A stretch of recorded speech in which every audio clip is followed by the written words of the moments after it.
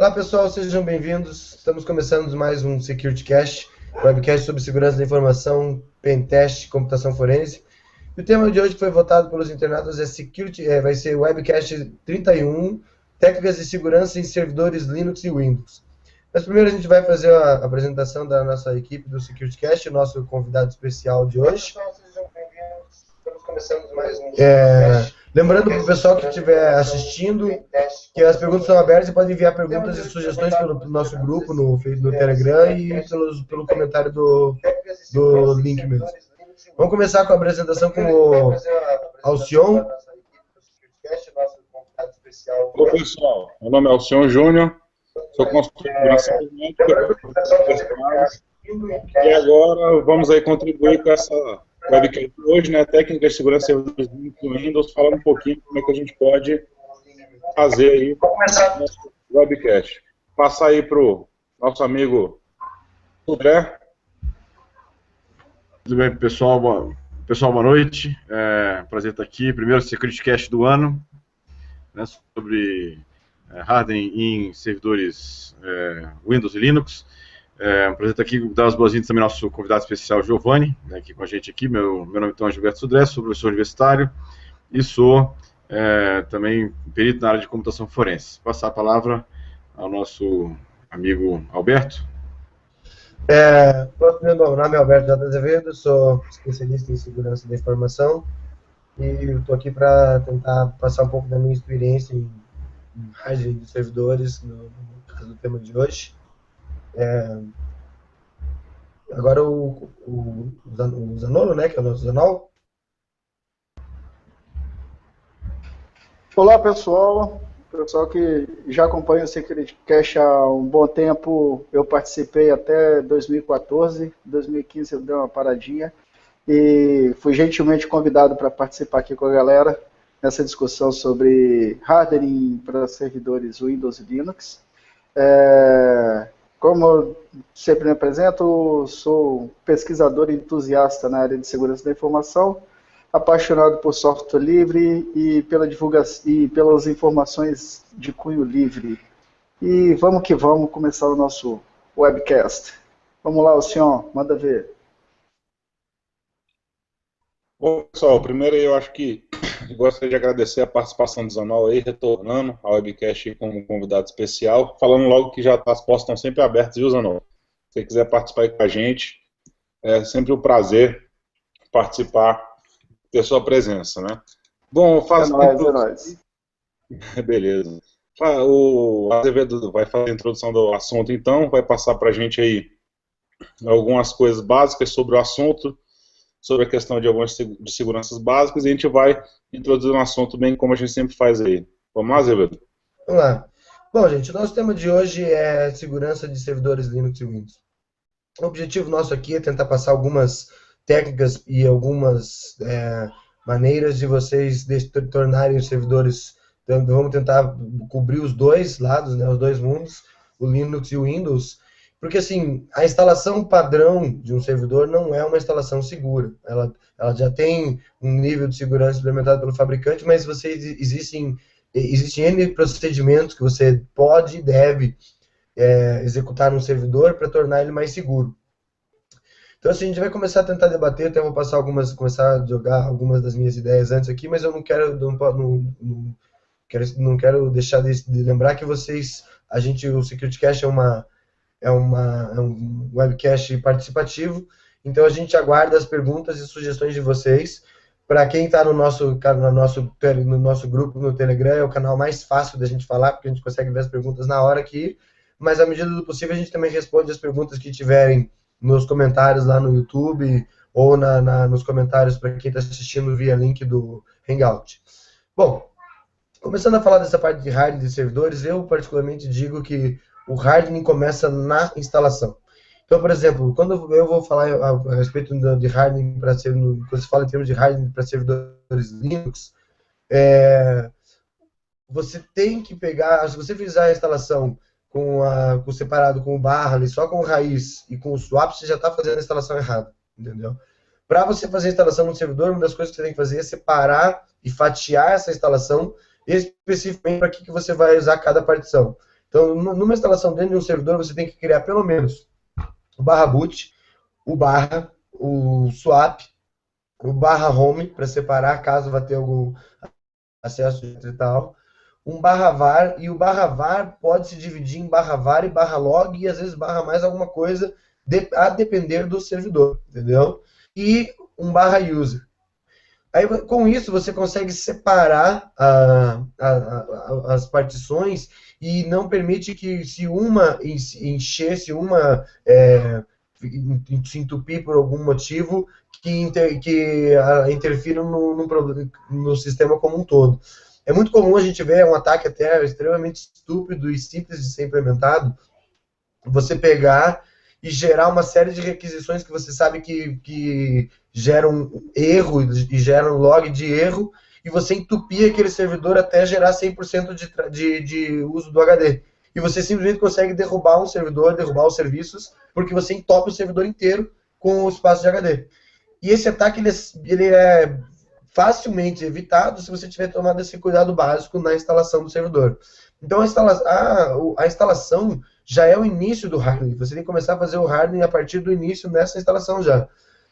Depois que você separou as partições para cada coisa, você também deve setar as flags específicas para cada partição. Lá no FSTab você pode dizer, então eu vou dar um exemplo bem prático. Não existe necessidade nenhuma da pessoa ser capaz de executar programas dentro da partição barra var, por exemplo, ou do barra home. Você pode especificar que que você só vai querer executar alguma coisa dentro do barra, do raiz, ou do barra user, ou de uma partição específica. Com isso, você também evita, por exemplo, se caso alguém consiga, explorando uma falha, um buffer overflow, alguma coisa no seu servidor, e tiver acesso, por exemplo, ao barra user, ali onde está os arquivos do Daemon em questão, que ele consiga executar programas maliciosos dentro do teu servidor. Então, assim, é uma série de cuidados que você vai tomando e que eles começam a partir da instalação. Infelizmente, eu não sei, até vou abrir para os meus amigos, para os meus colegas para falar, mas eu não sei a respeito de cuidados que você pode tomar. Não tem muitos cuidados que você pode tomar na instalação do Windows, né? O Azevedo, antes de a gente entrar nesse ponto aí, acho que seria interessante a gente falar um pouquinho da parte básica, né, do básico ali para o pessoal que não tem o conhecimento ainda, né, do que seria esse hardening e tal, né, o endurecimento do sistema. Primeira coisa, eu acho que é bacana a gente falar, né, fazendo como professor, né, Sodré, vamos do início, né, vamos por partes. Eu acho que, primeiramente, tem que entender o que significa essa parte de segurança. Primeiro, né, fazer um sistema seguro, um sistema operacional seguro, que você vá produzir alguma coisa, né, instalar um sistema, como você já falou inicialmente aí, Azevedo, a gente tem que pensar que um sistema seguro, 100% seguro, não existe. É o ponto principal, o ponto focal, tá? Mas existem técnicas que vão trazer ao máximo esse sistema estar seguro. Então, se a gente falar que o sistema é 100% seguro, primeiro, ele não foi projetado por uma pessoa, né? Não foi projetado por uma criatura, um homem. Um ET. Então, ele tem que estar praticamente desligado, né? Se o sistema é 100% seguro, ele vai ter que estar desligado a tomada. E se tiver desligado, até uma brincadeira que a gente já fez aqui da outra vez no Security Cache, ele vai ter que estar o quê? Invólucro num cofre, né? Com parede de chumbo, fechado com cimento e jogar ele no Oceano Atlântico, né? No meio do Oceano Atlântico, sem saber onde é que é, e a brincadeira até do Zanol foi a seguinte, né? Ainda vamos ter que matar quem sabe disso aí, para ter certeza que aquela informação está realmente segura. E mesmo assim, a gente não vai ter certeza se ela está segura, que alguém pode estar passando ali e descobrir aquele negócio de cimento e querer procurar, querer saber o que é e descobrir o que está ali dentro. Escavar. Vai escavar, vai achar ali dentro, né? Vai que procurando aí algum... Como é que é aquela bacia de petróleo aí que o pessoal achou da Petrobras? Aquela que fica lá embaixo, como é que é o nome? Pré-sal? Vai alguém que quer procurar alguma coisa no pré-sal e acha aquela caixa de cimento lá embaixo, acabou, né? Já não é mais seguro. Até porque eu acho que a única coisa que eles vão encontrar lá é isso aí. Então, assim, qual que é a ideia do hardening, né? Hardening, então, nada mais é o quê? Que você pegar o seu sistema e mapear. Mapear o quê? Ameaças, atenuar o risco, né? Mitigar esse risco e a execução de atividades que são corretivas. A gente falou de alguns tipos vai falar de algumas técnicas aí que a gente pode executar, mas o principal objetivo, então, é pegar esse sistema e o ambiente para enfrentar determinados tipos de ataque ou tentativa de violação desses protocolos de segurança que são executados pelo sistema. Não tem muito para onde sair. E esses tipos de hardware que a gente comenta são o seguinte, né? Tem aquele hardware de sistema, que você vai pegar o sistema operacional e vai fechar. Tem um hardware de serviço, são os serviços que esse sistema operacional está prestando, junto com outros softwares, né, ou até sistemas também. E o hardware de processos que são executados para alguma coisa. Como eu comentei, a gente tem que pensar sempre nesses 3 fatores iniciais, que é a segurança, a flexibilidade e o risco. Tá? Esses 3 fatores, segurança, flexibilidade e risco, eles têm que ser sempre pensados, pensando no quê? No bem também do usuário. Não adianta nada eu pegar essa informação que eu dei o exemplo inicial, eu jogar lá no fundo do mar, mas eu já estou quebrando um pilar de da segurança da informação, que está baseado em cima da 27000, né? 27001 para ser mais exato. Qual que é? É a disponibilidade. Aquela informação já não está mais disponível. Então, já quebrei um pilar de segurança da informação, significa que aquela segurança da informação já não está mais conceitual. Falando um pouquinho mais dessa parte aí de hardware, né, não é somente fechando, existem, lógico, técnicas, diversas técnicas aí que podem ser tomadas, como o próprio Azevedo falou, e tem algumas outras que eu acho que o Zanon vai querer elencar aí pra gente, né, para ajudar no nosso webcast aí, né, Zanon? Deixa aberto. Olha só, Fala, Jorge. Antes de a gente começar a falar das técnicas, acho que é uma coisa importante, já que a gente está começando do começo, né? Então, a primeira coisa, na hora da instalação do sistema, né, falando bem lá no básico, é não usar software pirata.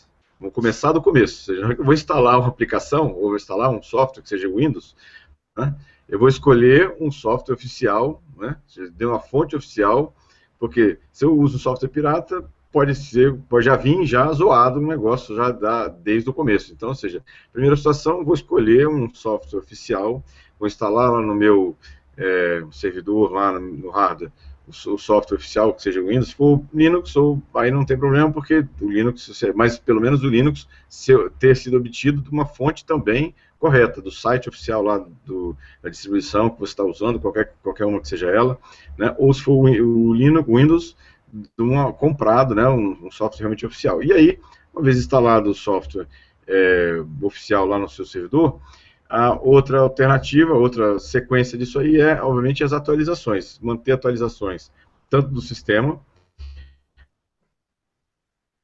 quanto das aplicações e os plugins. Então, começando aí essa situação, supondo então que está tudo instalado, aí, Giovanni, pode continuar daí. Só queria dar o pontapé inicial aqui para lembrar dessa questão, desse passo inicial que é importante também. Ok, vamos lá. Deixa eu fazer um apanhado um pouquinho do que o Alberto falou. Só complementando um pouquinho, eu acho que o primeiro passo antes de você começar a instalação é uma palavra que às vezes as pessoas acabam sendo bastante relapsas com ela, chama planejamento. Para saber como que vai estar, como as partições vão estar dispostas, qual o tamanho de cada uma, quem vai acessar o que vai usar em cada uma, parte de um planejamento e não é uma coisa muito complexa. Você elencar alguns elementos básicos que você vai ter, que é separar a aplicação dos logs, da parte que o usuário vai acessar, e depois disso você vai até distribuir, por exemplo, em volumes diferentes. Vamos imaginar que a área que a sua aplicação faz muito cache, você pode colocar num device com SSD, e a área que você vai fazer log, você colocar num device um SATA, um SAS, alguma coisa assim, pensando também, além só do hardening de segurança, já pensando na performance do seu sistema.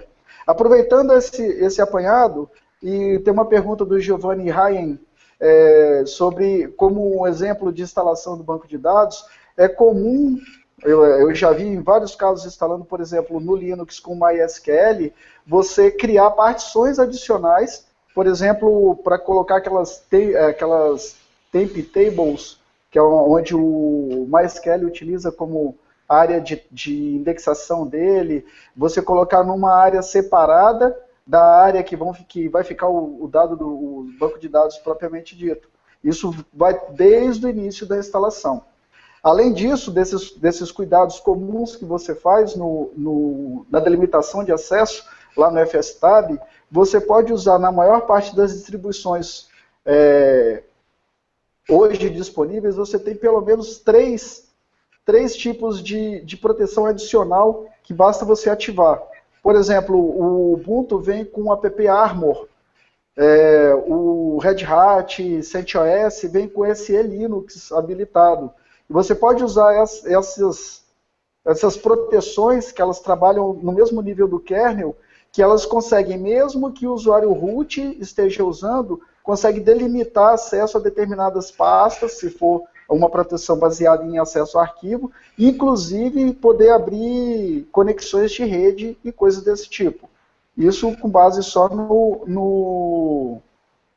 na parte do início da instalação.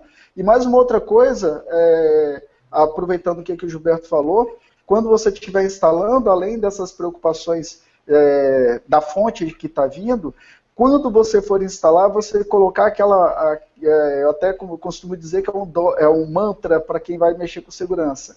Não tenha o que você não precisa. Se você é um servidor de banco de dados, não coloque servidor de e-mail nele.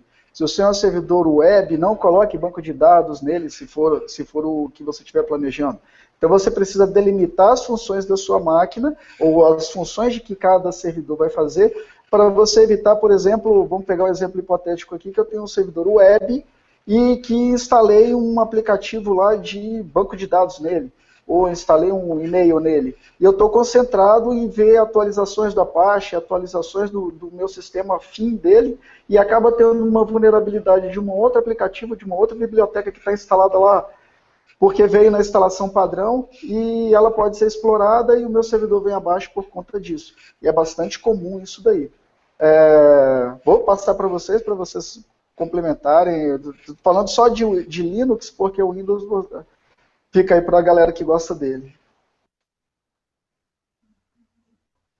Falando desses primeiros processos aí, Zanon, né, dando continuação, e até pegando a deixa da pergunta do Azevedo, que eu acabei cortando lá, né, o processo de hardware de Windows, né, a primeira coisa que você deve fazer é desinstalar ele e instalar o Debian, né, instalar o Linux qualquer, é o primeiro processo de hardware. O Zanon gosta, ele não gosta de falar, mas ele gosta de ouvir, né? Então, assim, brincadeiras à parte, eu acho que é sempre importante a gente entender, temos brincadeiras com Windows, lógico, a gente sabe que realmente tem muita vulnerabilidade no Windows, para você colocar um servidor desse no ar. Além de conhecer bastante o sistema, ver como é que você vai disponibilizar o serviço, é importante também você pensar, né, nas vulnerabilidades que ele tem. Não só ele, a gente fala geralmente de Linux e Windows aqui, mas tem que pensar que hoje tem diversos sistemas aí que utilizam servidor Apple também, é uma coisa que fica esquecida, né? Os Macs aí estão dominando grande parte do mercado, quase 0,002% do mercado, mas trazem vulnerabilidade, trazem problemas também, isso que a gente tem que pensar, né? Uma coisinha que é interessante.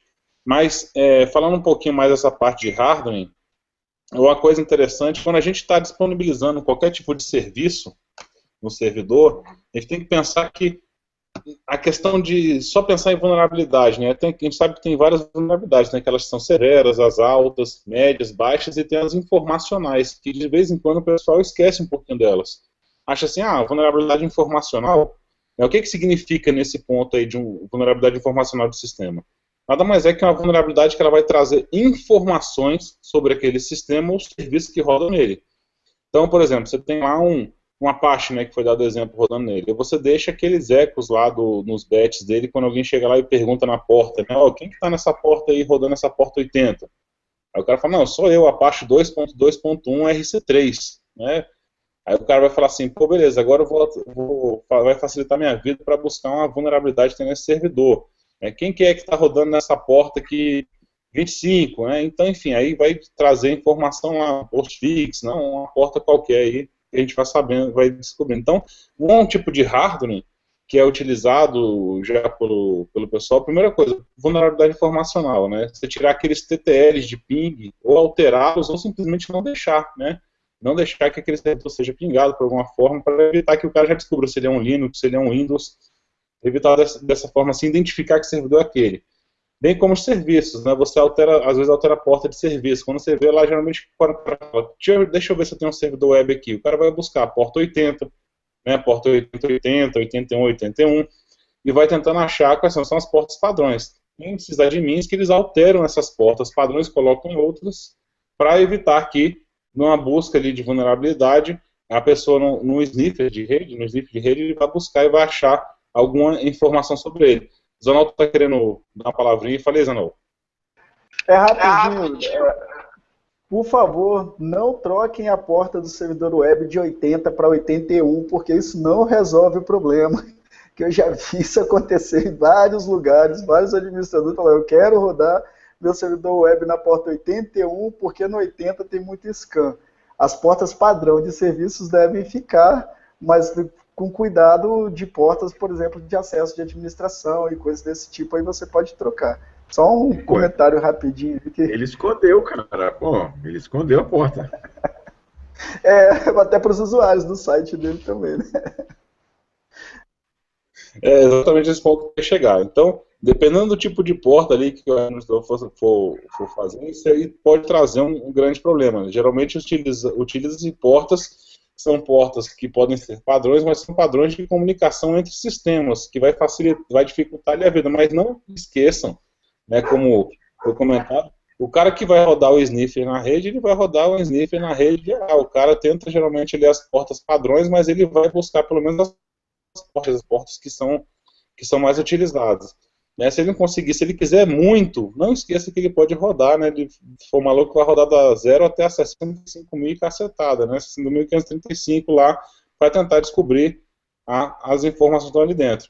Então esse é um ponto, mas você tem outros tipos de mascaramento, né? Chegar lá e colocar a resposta daqueles ecos, como eu estava comentando, para dizer que é um outro tipo de sistema.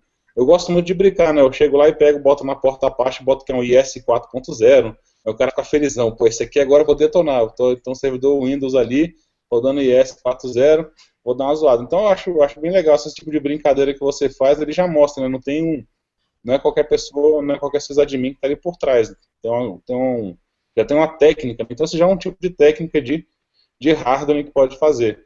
Você pode executar em cima de servidores. Então, é o básico, é o inicial, como a gente está falando. A gente está falando muito dessa parte de sniff, mas também tem bem profunda outras partes, como a Azevedo comentou, né? A questão da disponibilidade. O cara pensa em disso, pensa como é que vai acontecer, né? E como outras técnicas. Acho que o Zanol tem uma história aí sobre esse tipo de mudança de porta aí que ele pode comentar com a gente. Não é porta, não. É mudança de banner de serviço. Eu tinha um roteador Cisco. Eu troquei o banner dele e botei o banner igual do roteador Cyclades. E daí o ambiente que estava sendo gerenciado, ele sofreu um pentest de uma empresa contratada. Aí o cara veio no relatório de pentest com uma pilha de vulnerabilidades do Cyclades, porque seu ambiente está vulnerável, seu ambiente está isso, e eu falei, tá bom, agora cadê o fingerprint do que você fez? Aí ele olhou assim, não, mas por que não Cyclades? Não, eu falei, não, vem ver o roteador que eu vou te mostrar qual que é. Aí quando ele viu um Cisco lá, ele falou, oh meu Deus, aí caiu nessa brincadeira que você fez aí de mudar o banner. Esse tipo de coisa aí não só pega também o cara ali que está fazendo o pentest, né? Mas também acaba pegando um hacker que vai tentar explorar vulnerabilidades que não existem, né? Então vai estar ali entrando num ciclo que não consegue achar a informação que ele deseja.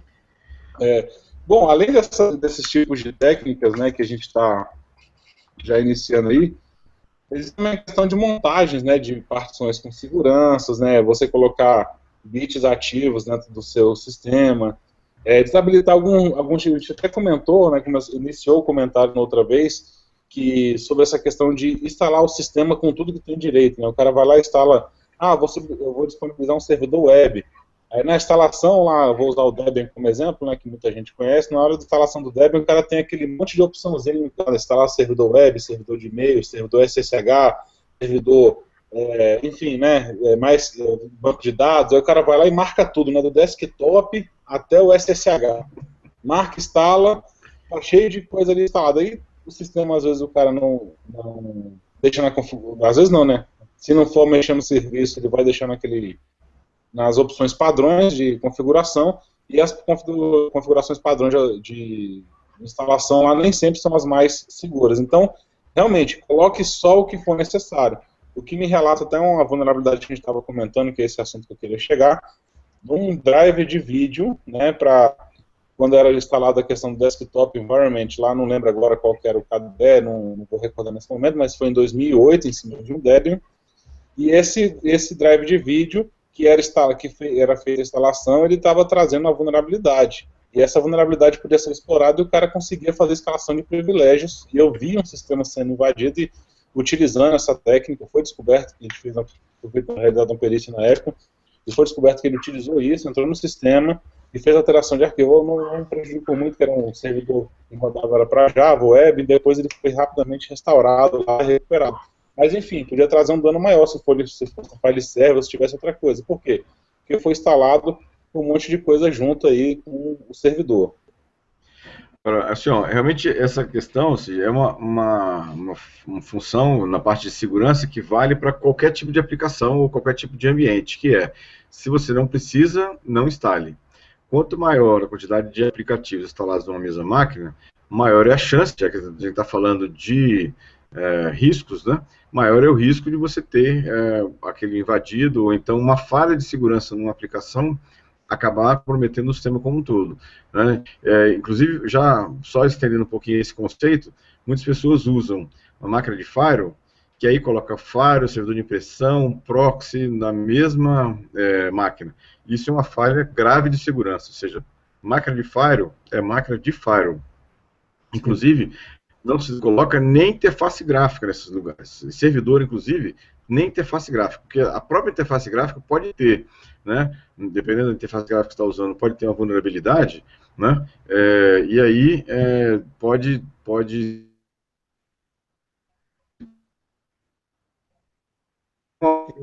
uma entrada, uma porta de entrada. Parecendo que o Gilberto está travando. Isso é de segurança. Você não precisa. A questão do Gilberto não está muito legal, ele está usando. Falhou? Voltou? Falhou tudo que você falou nos últimos. Caiu. Mas continuando, vou pegar a mesma do. Eu estou no hotel aqui. O servidor, ele tem que. A segurança sempre tem um approach minimalista. Se você não precisa, você não instala. Se você não precisa do serviço, você não starta ele. De preferência, até nem instala. E essa é outra questão que também sempre me chamaram de chato, mas é um fato. Servidor não tem motivo nenhum para ter interface gráfica. Nenhum, absolutamente nenhum. E você acaba herdando, quando você bota interface gráfica, várias falhas que são inerentes ali ao processo. E é bem isso, é uma coisa também, isso faz muitos anos que eu digo também. Firewall é uma caixa preta, você não tem que instalar, você tem que instalar um mínimo de serviço, tem que ter serviço praticamente nenhum. Eu já vi Firewall com DNS, com DHCP, com Java 4, assim, não existe necessidade de estar instalado num Firewall. Na verdade, num Firewall, que aí a gente desce mais, aperta mais o cinto e restringe ainda mais qualquer coisa que tenha instalado ali nessa máquina. Eu, particularmente, a não ser que seja numa empresa muito pequena, que não tenha estrutura para isso, nem mesmo o proxy eu gosto de misturar com o firewall. Eu gosto de deixar o proxy em uma máquina separada do firewall, deixar o firewall para ser somente e exclusivamente um filtro de pacotes. Não misturo o firewall com proxy, não misturo o firewall mesmo com o IDS, eu prefiro deixar o IDS numa máquina separada, o proxy em outra máquina, e o firewall ser somente, única e exclusivamente, a função dele é só essa, é filtrar pacote. Porque quando você usa esse approach minimalista, a tua chance de ter problemas é menor, a tua preocupação com updates vai se restringir, você sabe que tem menos pacotes nas máquinas, então a chance de você ter algum problema, de surgir uma vulnerabilidade ali é muito menor. Inclusive as vulnerabilidades zero day que você vai ter que mitigar elas assim que elas aparecerem. Outra coisa que a gente acabou falando e não terminou depois, quando você terminou a instalação, uma coisa importante, as pessoas dificilmente revisam isso, é revisar os arquivos executáveis que tiver 7UID e 7GID, eliminar todos eles, se possível, ou se não for possível eliminar todos, pelo menos eliminar quase todos. Você revisar também as configurações padrão de permissão dos diretórios, para não ter nenhum diretório chmod 777 lá no meio, que tem uma porrada de instalações, de serviços que vão lá, instalam o negócio e criam lá uma porra de um diretório Word Writable lá no meio do teu servidor, e você nem sabe. Então você ter scripts que vão checar ali, para ver se você tem um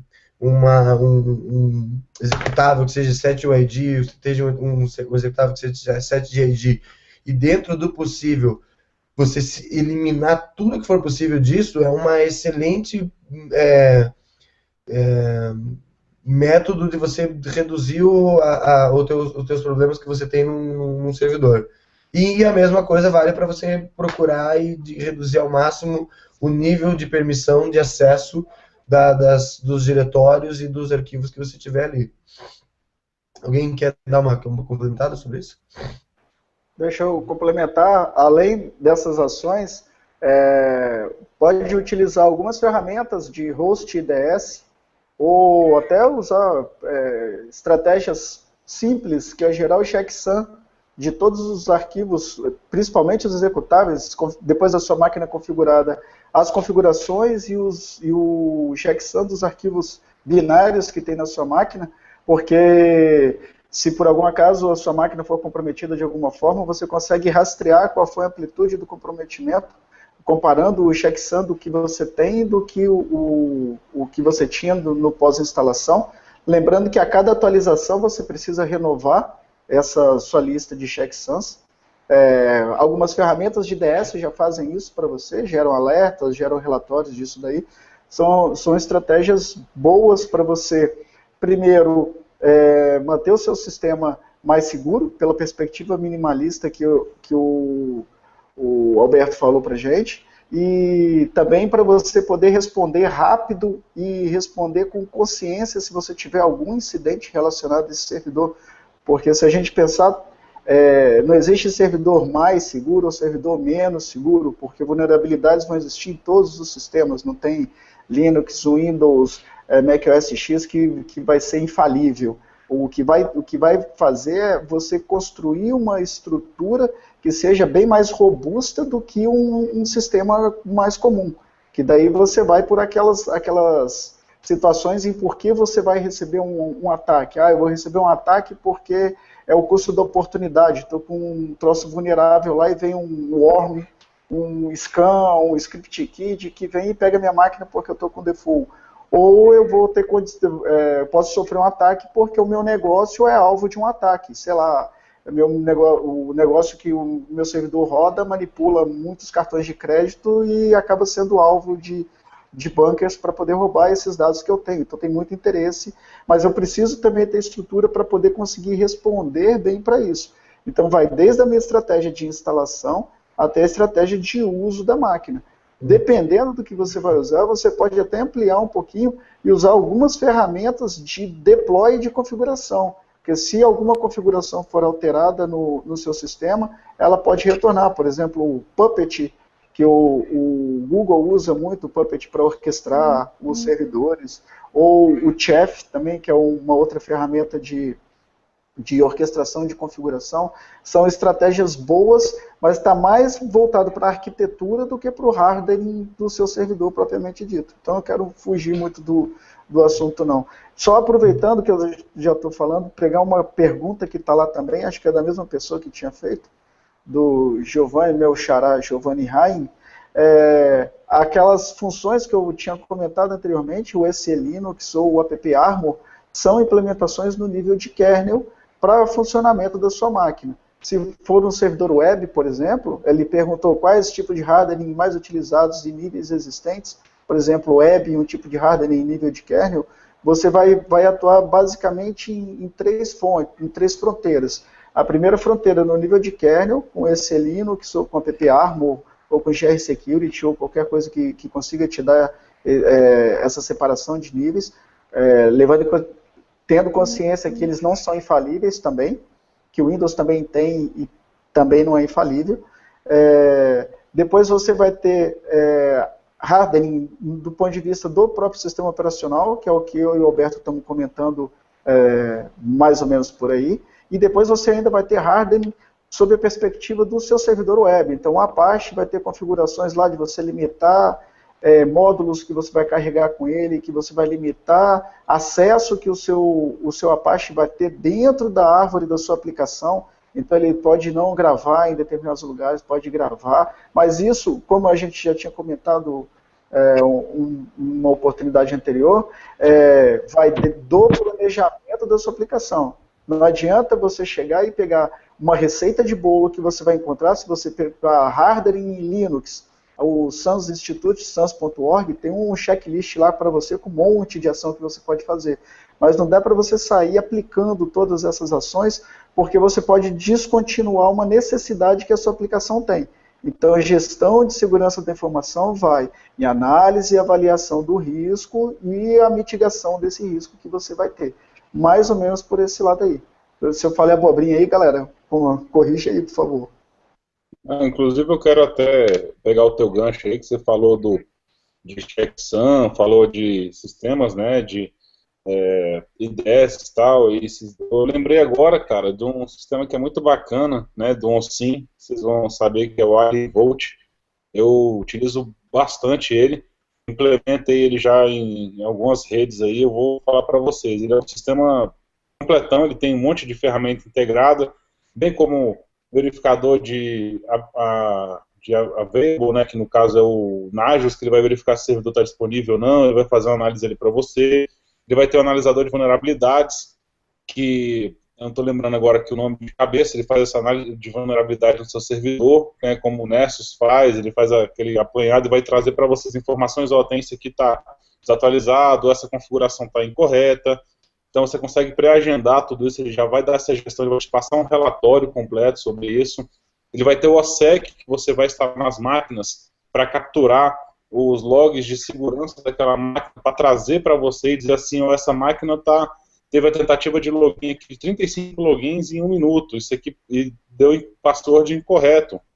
E ele vai falar assim para você, isso aqui está parecendo uma tentativa de força bruta. Vai trazer essa análise, já mostra um dashboard, né, um dashboard gráfico bem bacana, até para visão de gestão e segurança, como o Zanol comentou, né, você quer deixar lá para o seu gestor, nós estamos aqui fazendo análise, ou se você é o gestor, né, implementa aquilo ali, bota o técnico para fazer, o seu analista ali para fazer para analisar, né, na verdade, para fazer a implementação daquelas técnicas todas que você está tendo problema. Ele fala até assim, tem um pessoal que está logando fora do horário de serviço, né, que geralmente é após as 18 horas da noite até as 8 da manhã. Falou, tem uma galera que está logando, isso aqui está estranho. Então ele abre um alerta ali, abre um alerta laranja para você. E então ele faz esse correlacionamento de logs também. Então é uma ferramenta bem completa, né, para você fazer e faz checksum também de arquivos, né, você pode indicar, eu quero que faça checksum nesse servidor de Apache, por exemplo. Então, se o index for alterado, você fala, será que eu sofri pichação no site? Será que foi o pessoal de sistemas que fez a implementação naquele servidor? Ou fez alguma alteração? Então, o AlienVault o AlienVault ele é bem bacana nesse ponto, que ele traz OpenVise, valeu, Zanol, o OpenVise que eu estava falando de análise de vulnerabilidade. Então, ele traz uma gama de soluções já integradas, né para você utilizar. O que é um pouquinho do UTM, que na hora que a gente começou a falar de juntar um monte de solução de segurança num só sistema, a gente falou de UTM, o Zanol já até regalou o olhão, UTM, né, já mandou a mensagem aqui. Então, assim, eu acho que você tem que também adequar ao seu ambiente. A flexibilidade para o gestor de segurança, que é o mais importante, saber fazer esse balanceamento. Será que se eu chego... não vou analisar, então, o checksum de todos os arquivos do sistema. Pelo amor de Deus, né? Isso aí você está está endurecendo demais o sistema, né? Para trazer informação. E será que você vai ter disco suficiente para fazer checksum? Vai ter processamento suficiente para fazer checksum toda hora daqueles arquivos e ficar analisando? Exatamente, vai acabar, na verdade, trazendo um problema para o seu ambiente, para a implementação do seu ambiente. Então, é sempre interessante você trazer informações para o que você pegar as informações e implementar para o que você deseja. Trazer a informação para o gestor, ou você como gestor saber balancear o que você deseja em cada ponto. né, e trazer o endereçamento desse sistema para a sua necessidade daquele ambiente ali. Pessoal, tá melhor agora ou tá ruim ainda? Tá melhor um Tá pouquinho. bom, tá. Eu peço desculpas quem está nos assistindo aí, mas eu tô na Campus Party e aí ia até fazer lá da Campus Party mesmo a participação. Só que quem já conhece a Campus Party sabe o nível de ruído de fundo que tem no ambiente todo lá. Ainda está chovendo aqui, então a chuva no telhado acaba não ajudando muito também. Eu vim pro hotel e a rede do hotel, né, lá tem 40 GB, mas aqui a rede do hotel é sofrível, né, por isso que não está assim, muito razoável. Não sei se vocês comentaram alguma coisa antes, quando eu estava tentando me conectar aqui, sobre a questão de restringir acesso à interface de administração, que acho que era um negócio importante, ou seja, quem tem acesso àquela situação, e também criterioso na questão de permissão de arquivos, diretórios em relação a isso. Um ponto importante que eu acho que faz parte da questão do hardening é o monitoramento do ambiente, né? Ou seja, você não só instalar corretamente, verificar corretamente todas as configurações, mas também monitorar o ambiente. Até o Alcione falou do Alien Vault, a parte de monitoramento da situação também. Então, monitoramento também é uma questão importante, definir que eventos monitorar, os logs, né? Ou seja, o que vai ser logado e aonde vai ser armazenado, principalmente onde vai ser armazenado é uma questão importante também, porque se o atacante tem acesso aos logs, você perdeu a referência e até a confiança no seu log. Então, verificar onde está armazenado e também verificar que alarmes você vai setar para poder de eventos. Que eventos você quer que seja monitorado para te avisar caso tenha algum problema. Também faz parte do hardening isso aí. Então é uma questão importante. E, obviamente, ficar de olho nos boletins dos fornecedores, tanto do seu sistema operacional, dos aplicativos e da parte de hardware, sobre vulnerabilidades. Tem várias ferramentas locais onde são publicadas vulnerabilidades, e é bom você ficar esperto, porque também os atacantes também ficam de olho nessa situação. Então, é bom que você haja antes deles, né, corrigindo as brechas em relação a isso. Algumas questões aí que eu lembrei de complementar aí. Teve um ponto que o Zanol passou ali por cima, que eu acho que talvez seja bem um ponto central, eu acho que talvez de tudo que tem que fazer no servidor, eu acho que talvez seja o mais importante, que é a implementação dessas ferramentas em cima do Linux. Depois que você instalou ele, está tudo configuradinho, bonitinho, o hardening do Linux com a instalação de um app Armor, de um SE Linux, de um GR Security, ele é imprescindível. Porque assim, eles vão mudar o Discretionary Access Control, que é o DAC do padrão do Linux, para Mac, que é o Mandatory Access Control, que por sinal, verdade seja dita, já existe por padrão no Windows, no mundo Windows, e vai implementar um controle de processos que eu acho, talvez a parte mais bonita do SE Linux é isso. Esse controle de processo do que cada processo está fazendo, o que ele pode fazer. Porque você às vezes consegue pegar alguns zero-day ataques algumas vulnerabilidades zero-day somente com isso. Porque não importa qual seja a vulnerabilidade que esteja sendo explorada, ele está monitorando o que o processo está fazendo. A partir do momento que aquele processo está fazendo uma coisa que ele não deveria estar fazendo, ele está acessando mais memória do que ele deveria estar acessando, está portanto de forma anormal, o próprio SE Linux grampeia ele. Então, assim, essa instalação, para mim, em ambientes seguros, ela é imprescindível. Você não pode dizer, eu tenho um ambiente seguro sem ter a instalação de uma dessas três ferramentas.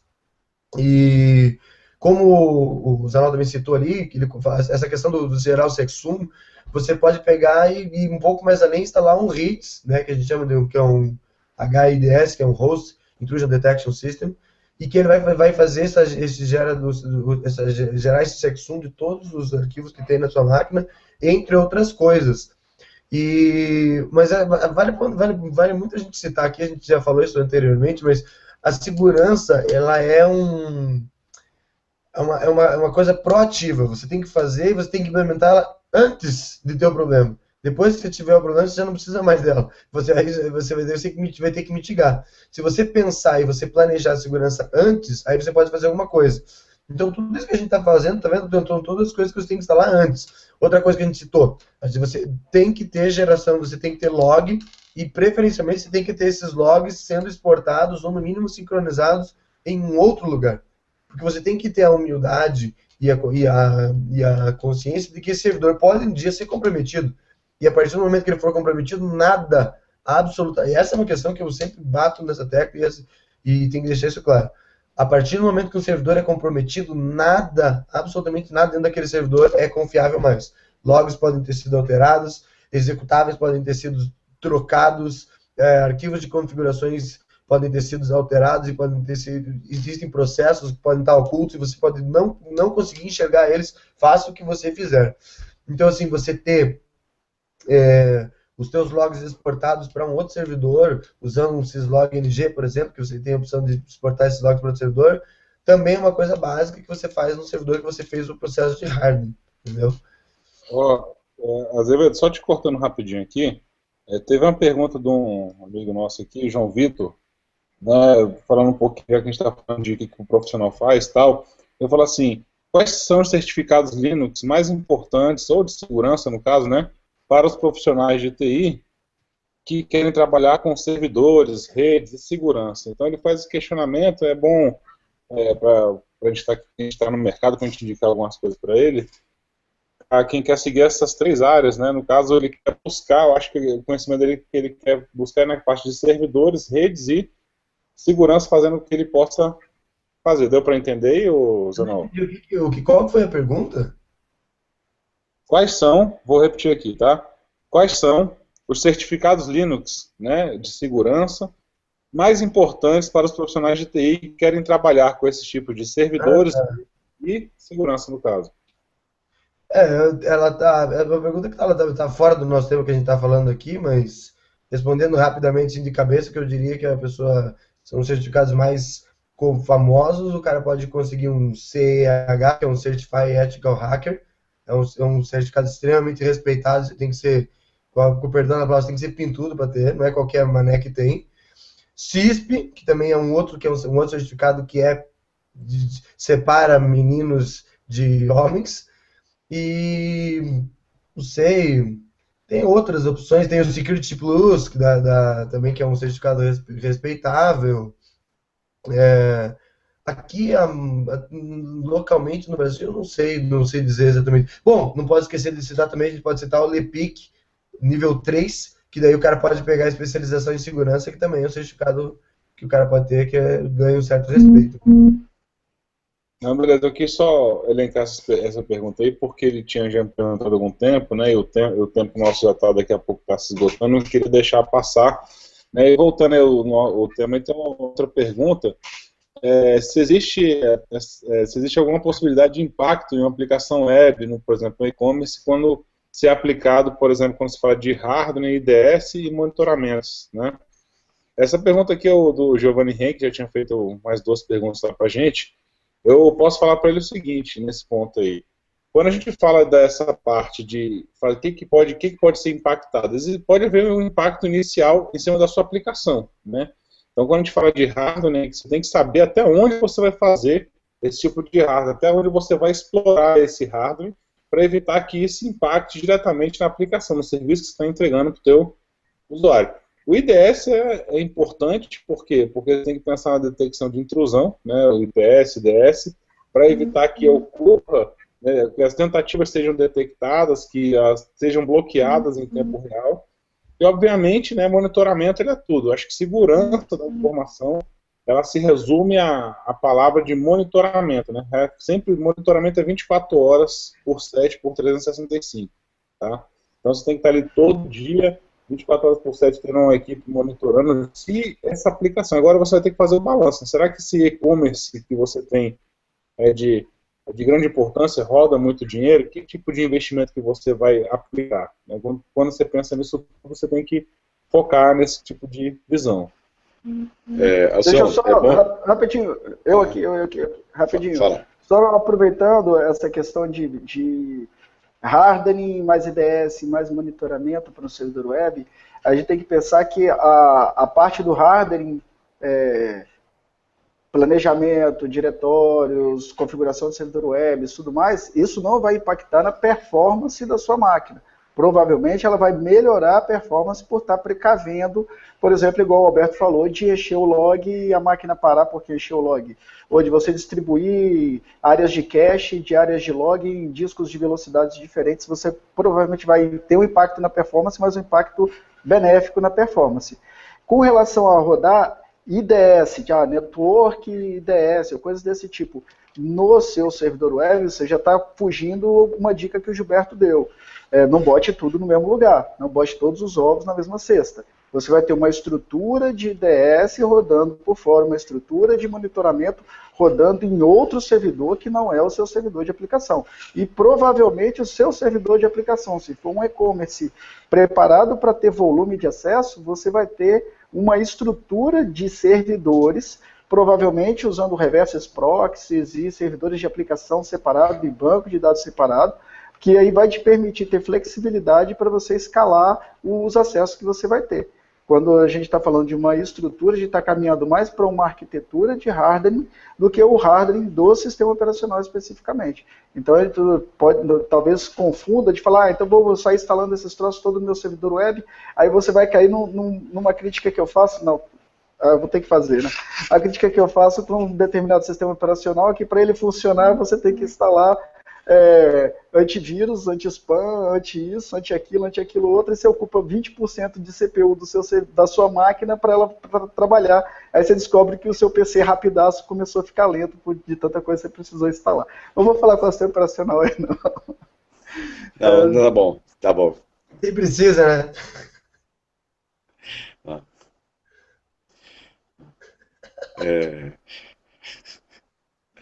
Então, só voltando aqui, sobre essa questão de e-commerce, muitas pessoas usam e-commerce baseados em CMS, né? Isso também é um problema, que muitas vezes os CMS de vez em quando brota aí no chão aí algumas vulnerabilidades conhecidas de CMS do mercado, tem que ficar de olho em relação a isso também, porque isso pode gerar uma grande brecha de segurança e você tem que ficar de olho nisso. Diga, Giovanni. Tem uma novinha aí de XSS, de Cross-Site Scripts para o Magento. Exatamente, saiu ontem, eu vi. Novinha. Essa era a minha novinha, eu vi. Foi a notícia que eu deixei separado para hoje, não é para contar, não vou estragar o filme. Então tá bom. Desculpa. Fala da semana passada do Mac OS X lá. Mas é verdade em relação a isso. É uma coisa que está a limite, né, da questão de hardening, mas, por exemplo, uma coisa que não é exatamente hardening, mas também ajuda bastante, é a questão de backup. As pessoas esquecem de backup, de fazer backup, né? E backup regular, né? E backup não é aquele negócio que você faz a cópia, põe na gaveta lá e nunca mais volta. Na verdade, backup, você tem que fazer backup regular e fazer os testes regulares de backup, para ter certeza que está funcionando, porque assim, descobrir que não está funcionando, só que você precisou de voltar aquele arquivo específico, aí já foi, aí não tem mais salvação. Ou seja, fazer backup é uma coisa importante, mas também testar, ter uma rotina de teste de backup também é importante. Não é exatamente de hardware, mas ele ajuda muito caso você tenha algum problema de invasão, né? Está muito comum hoje em dia os ransomwares, né? E a salvação para o ransomware tem uma, que é backup. Então, se você não tem backup, dançou. Então, essa é uma questão importante também para isso. Pegue o seu banquinho e saia de mansinho. O ransomware realmente é um problema complicadíssimo, né, nos dias de hoje, né? E só comentando, a gente teve um webcast sobre isso, falando um pouquinho, vou comentar com uma notícia depois sobre o Tesla Crypt aí, que está aterrorizando geral, né, por mais tarde aí no finalzinho.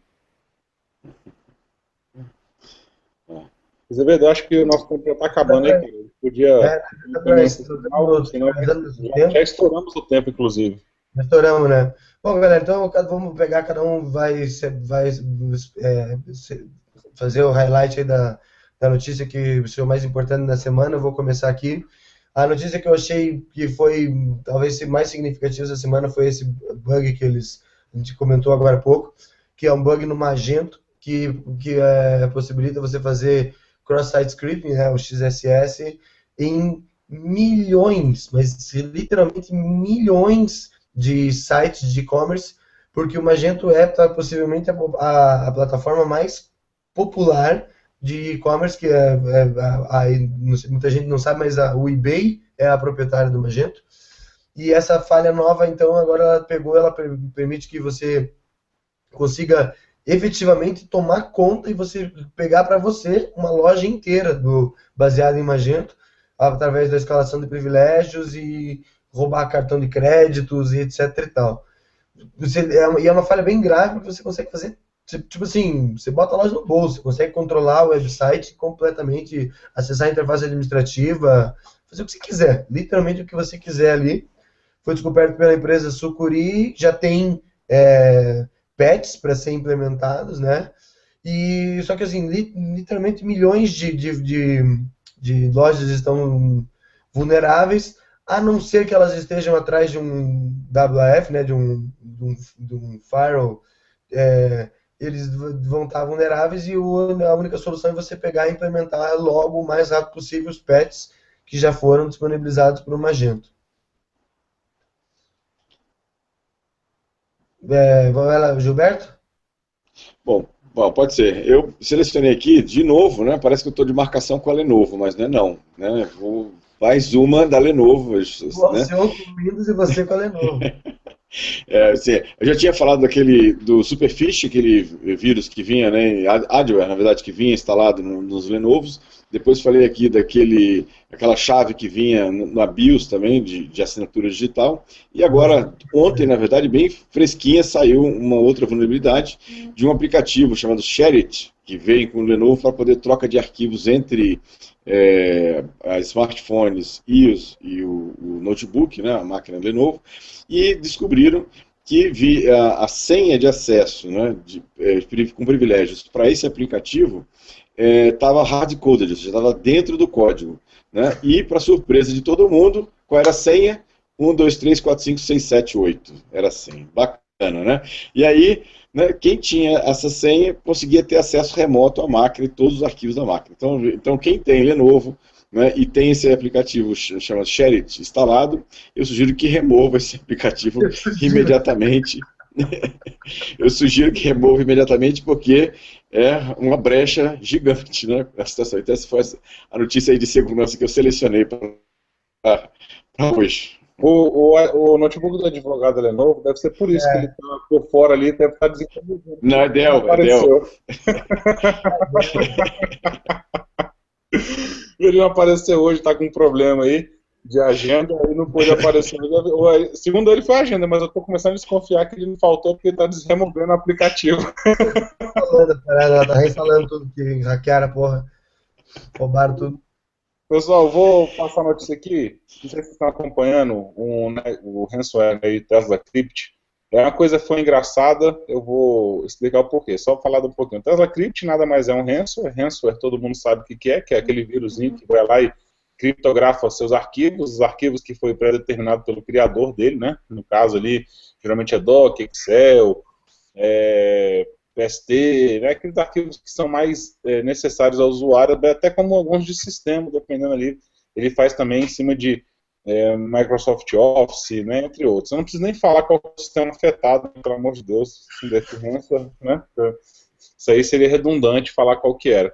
Mas, enfim, o mais engraçado não foi isso. Quem acompanha a evolução viu que ele lançou no dia 5 por volta de início de dezembro, ele lançou a versão, tem versão também, o vírus, a versão 2.1, que ele fazia a criptografia do arquivo e botava na extensão .bvv, e depois veio a 2.2 que fazia .ccc. E em 5 de dezembro, aproximadamente início de dezembro. Em janeiro agora, né, exatamente há 6 dias atrás, dia 22 de janeiro, lançou o ransomware Tesla Crypt 3.0. E o pessoal ficou foi muito rápido a evolução, né? O cara lançou menos de um mês, já está evoluindo, está mais rápido que a equipe de desenvolvimento da Microsoft, né, para eliminar a vulnerabilidade.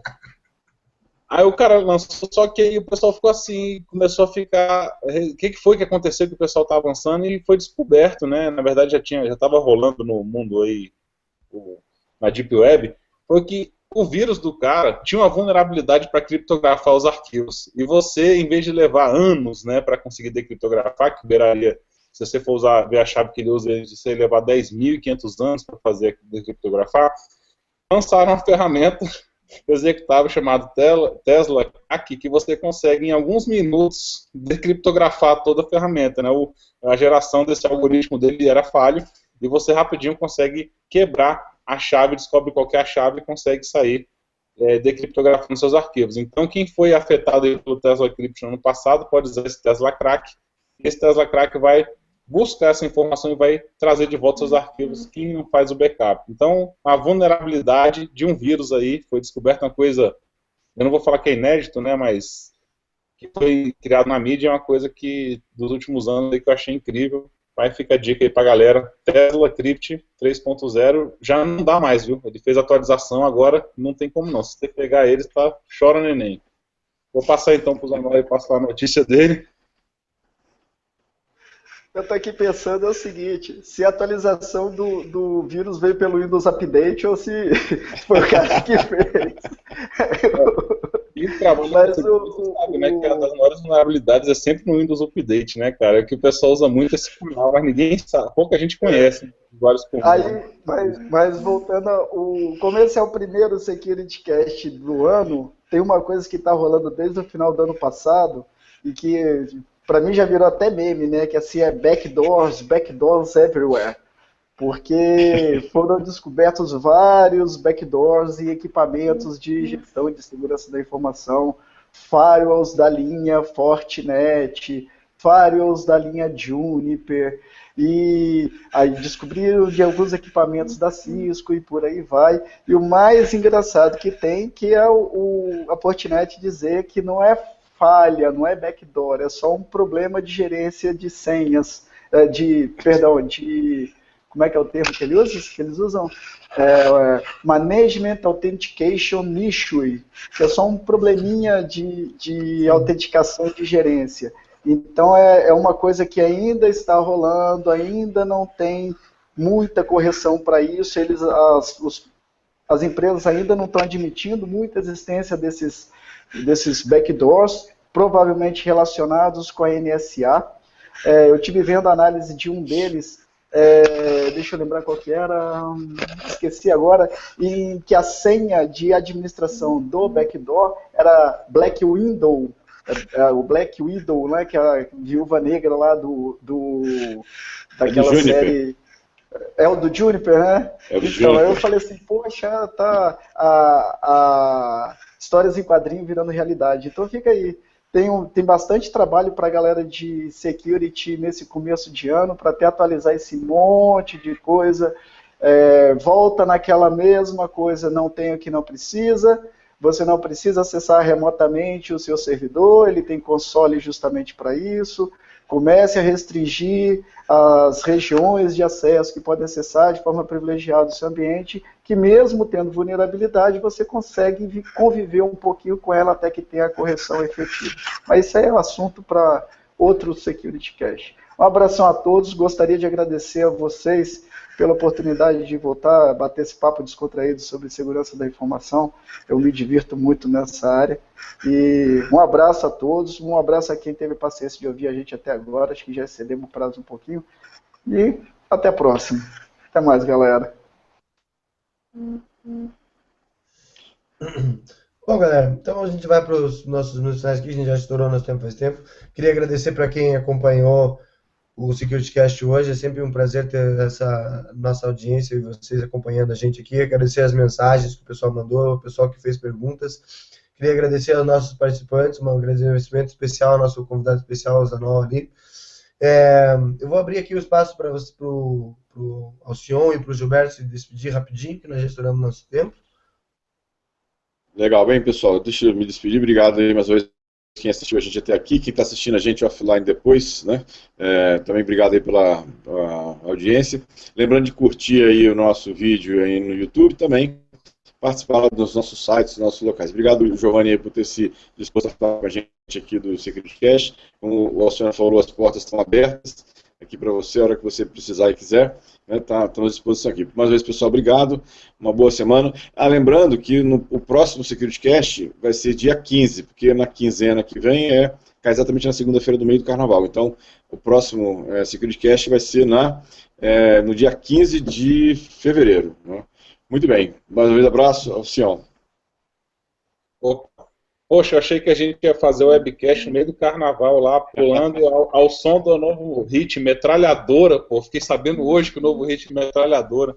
Mas enfim, galera, agradecer o pessoal aí que está assistindo o nosso vídeo. A gente deu like aí no vídeo depois, compartilhe, inscreva-se no nosso canal no YouTube para ajudar a divulgar mais os nossos programas aí com o pessoal. Agradecer a audiência de todos, do pessoal que assistiu aí, quem fez as perguntas. Tem uma pergunta que sobrou ali, vai fazer depois, respondê-la via YouTube lá, deixar marcada essa resposta do Giovanni Rien.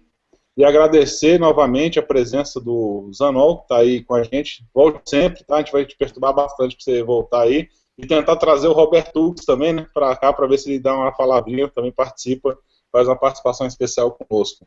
Bom, pessoal, passar a palavra agora para o Azevedo aí, para falar dos nossos canais, fazer o final do vídeo aí. Obrigado. Até a próxima. Bom, gente, lembrando que a gente agora, esse foi o primeiro SecurityCast do ano, a gente volta a trabalhar e a volta toda. A partir da semana que vem já vai ter de novo o SecurityCast News, que saiu um só, acabou não sendo mais, mas agora vai sair regularmente. E eu queria lembrar vocês que, para quem quiser acessar a gente tem a nossa página no securitycast.com.br. O nosso grupo, para quem quiser entrar no grupo no Telegram, hoje em dia nosso grupo já está com quase 350 pessoas discutindo diariamente a respeito dos mais diversos assuntos relacionados na área de segurança. Para quem quiser entrar nesse grupo, é só acessar no bit.ly/securitycast, que você já vai pegar e já vai cair ali, é um convite para você entrar ali automaticamente. A nossa página no Facebook é facebook.com/seccast. O YouTube você acessa no youtube.com/securitycast. A gente está no iMasters, no imasters.com.br/perfil/securitycasts. E quem quiser ouvir o nosso SecurityCast como um podcast, pode baixar a gente no soundcloud.com/securitycast. Como o Gilberto citou, o nosso próximo SecurityCast vai ser no dia 15 de fevereiro de 2016. E a gente se vê lá. Um grande abraço para vocês. Até a próxima. Oh.